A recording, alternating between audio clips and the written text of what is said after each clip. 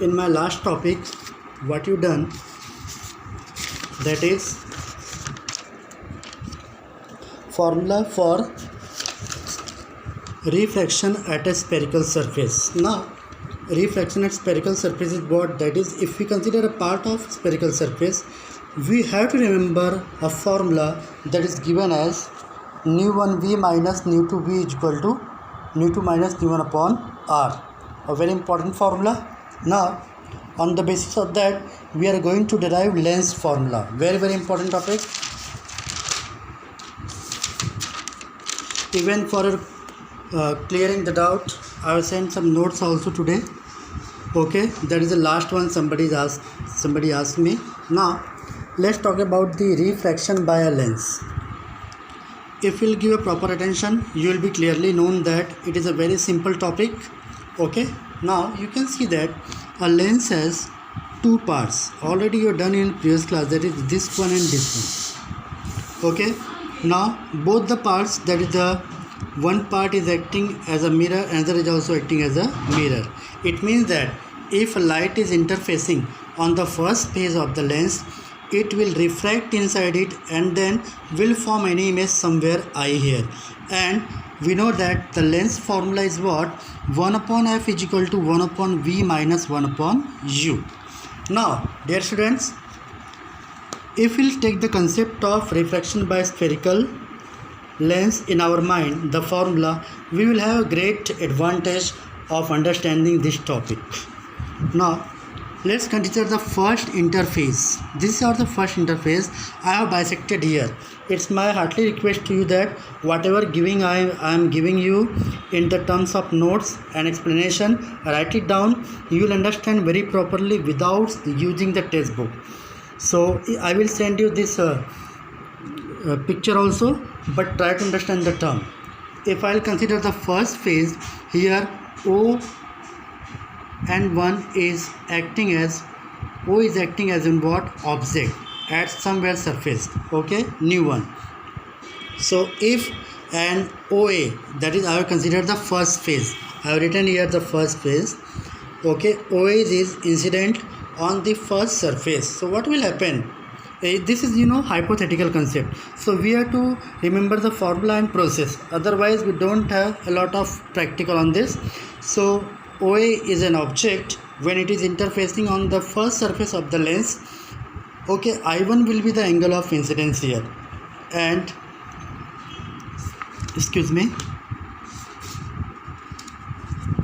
and this one will be what? R1, angle of refraction. Okay, I1 R1. We can apply Snell's law here, and already applying Snell's law on this surface, just we derived yesterday refraction by spherical lens formula. That is, this medium is what? Nu1, air medium. So nu1 upon, we have to write the object distance only. It will make you easier. I am giving you one hint: when you are going for the two faces, always write the medium in numerator and the distance in denominator. Nothing will be going to wrong here. And nu2 is the glass medium. So nu2 upon bi1. bi1 is what? That is the image distance. And yesterday we did, that is for center of curvature, it is nu2 minus d1. Okay, that how we have to do. Yesterday's lecture I explained you. So nu1 upon OB, nu2 upon bi1 upon nu2 minus nu1. That is, this is what the difference of two refractive index upon radius of curvature.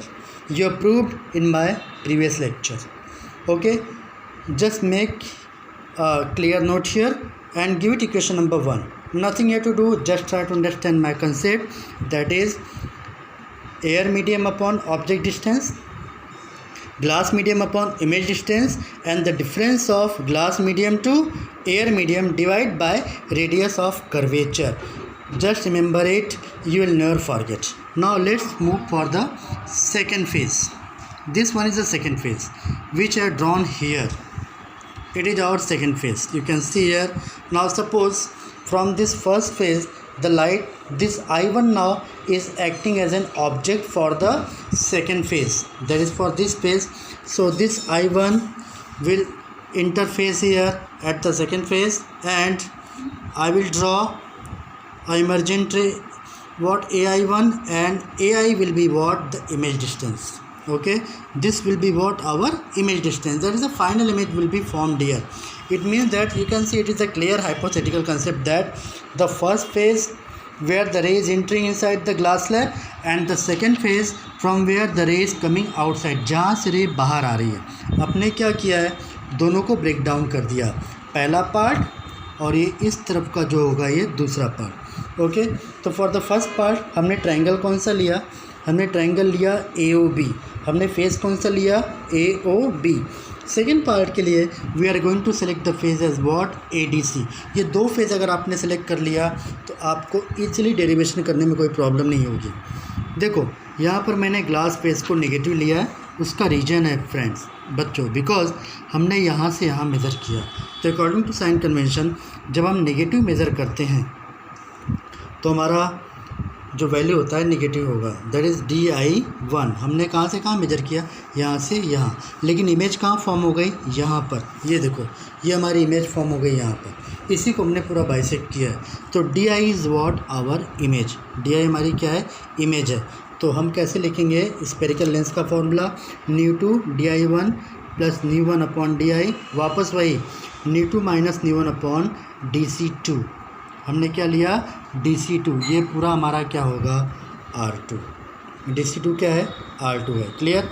R2 भी बाद में positive या negative मैं आपको बताऊंगा. तो हमारे दो इक्वेशन हुए, पहला ये और दूसरा ये. अब देखो अगर लेंस थिन है तो हमें क्या बताना है कि जो BI1 है, ये जो हमारा BI1 है यहाँ पर, ये इक्वल टू क्या होगा, DI1. ये बुक में भी है पर आप इसको फॉलो करना. BI1 DI1 को हम इक्वल कर देंगे और जो हमारा फर्स्ट इक्वेशन है और ये जो सेकंड इक्वेशन है इसको प्लस कर दो पूरा एज इट इज़, दोनों साइड में प्लस करना है. फिर मैंने इसको कट कर दिया यहाँ पर, बिकॉज मैंने आपको ऑलरेडी बता दिया BI1 is equal to DI1. तो ये कट हुआ तो हमको क्या मिला, ν1 OB upon ν1 DI is equal to ν2 minus ν1 को मैंने कॉमन ले लिया, 1 अपॉन BC1 और 1 अपॉन DC2. क्लियर. ये इतना आपको थोड़ा रिटन प्रैक्टिस करना ही होगा. इसके लिए आपको जो मेरा पहला नोट था स्फेरिकल लेंस वाला, रिफ्रैक्शन टू स्फेरिकल लेंस, वो कर लोगे तो इसमें तुम्हें कोई प्रॉब्लम नहीं आएगी और इसमें भी नहीं आएगी. अब देखो हमारा बेसिक कंसेप्ट है कि जब ऑब्जेक्ट इन्फिनिटी पर है तो इमेज कहाँ फॉर्म होगी, फोकस पर. हमने यहाँ लिख दिया कि जो हमारा ऑब्जेक्ट है, अगर ऑब्जेक्ट कहाँ पर है, इन्फिनिटी पर है, तो इमेज कहाँ पर फॉर्म होती है, फोकस पे. हमने 10th में पढ़ा हुआ है. तो हमने OB को रिप्लेस कर दिया इन्फिनिटी से और DI को रिप्लेस कर दिया फोकस से. तो चलो आगे टर्न ओवर करते हैं. कि हमने वैल्यू पुटअप कर दी, यहाँ पर आप देख सकते हो. अब क्या करना है, BC1 और DC2. तो हमारा जो BC1 है ये R1 होगा. देखो BC1 कहाँ है, ये रहा. BC1 हम कहाँ से कहाँ जा रहे हैं, टूवर्ड्स द डायरेक्शन ऑफ रे जा रहे हैं. तो BC1 पॉजिटिव होगा और DC2 निगेटिव क्यों होगा, क्योंकि हम against the direction of incident ray जा रहे हैं. तो हमने यहाँ पर इसको भी रिप्लेस कर दिया, BC is equal to R1 और DC is equal to minus R2. अब देखो बिल्कुल सिंपल काम हो गया, ν1 अपॉन F, क्योंकि ν1 अपॉन इन्फिनिटी की वैल्यू क्या हो जाएगी, 0. तो ये हो जाएगा ν2 minus ν1 1 upon R1 minus 1 upon R2. अब एक चीज़ और जो तुम 10th में पढ़ कर आए हो, ν1 होता है एयर मीडियम, तो इसकी वैल्यू कितनी होती है, 1. रिफ्रैक्टिव इंडेक्स 1 हो गया. तो चुपचाप यहाँ लिख दो 1 upon F is equal to ν2. यहाँ तुम ν2 1 माइनस 1 लिख सकते हो या ये भी लिख सकते हो 1 upon R1 minus 1 upon R2. और ये तुम्हारा एक फार्मूला है, अगर डिफरेंट फेज है तो न्यूमेरिकल सॉल्विंग के लिए इम्पॉर्टेंट है. क्लियर. तो इसका मैंने आपको वीडियो भी बना दिया है और इसका मैं आपको नोट्स भी भेज रहा हूँ. तो इसको ज़रा प्लीज़ लिखना, आपको इजीली समझ में आ जाएगा. मैंने एक एक टॉपिक आराम से इसमें सेंड किया है, इसमें आपको कोई दिक्कत नहीं होगी बराबर. और ये मेरे नोट्स मैं भेज रहा हूँ, इसको भी आप लिखना डायग्राम के साथ. बुक को फॉलो नहीं करना, मैंने पूरे बुक को बाइसेक्ट करके बनाया है तो आपको सिंपली समझ में आ जाएगा. ओके. अभी सेकंड टॉपिक इसी में जो आगे बढ़ रहा है ये है लेंस फार्मूला. हमने 10th में डायरेक्ट लेंस फार्मूला पढ़ लिया था रे डायग्राम बनाकर, लेकिन यहाँ पर थोड़ा दूसरा तरीका यूज करना है. अब इसके लिए हम कौन सा इक्वेशन इस्तेमाल करेंगे, ये वाला, ये इक्वेशन 3 दिख रहा है ना, इक्वेशन 3 यहाँ पर, ये इक्वेशन 3 उठाना है और दूसरा लेना है इक्वेशन 4. कौन सा, ये वाला. दो इक्वेशन लिया 3 और 4. ओके. वो आपके पीछे लिखा ही है, ये रहा, ये 4 है ये फोर्थ इक्वेशन है। तो यहाँ मैंने लिख दिया है 1 2, लेकिन ये है कौन सा, ये हमारा इक्वेशन नंबर 3 है और इक्वेशन नंबर 4 है। यहाँ पर मैंने आपको इंडिकेट कर दिया। अब इन दोनों को कंपेयर करेंगे, इसको और इसको आपस में कंपेयर करेंगे। यहाँ पर मैंने कंपेयर किया है, तो होगा क्या, ये दोनों पोर्शन क्या होगा, कैंसिल हो जाएगा। तो बचेगा क्या, न्यू1 OB प्लस न्यू1 DI इज इक्वल टू न्यू1 F। जब हम इनको कंपेयर करेंगे तो ये पोर्शन क्या होगा, कैंसिल हो जाएगा। तो ये हो गया।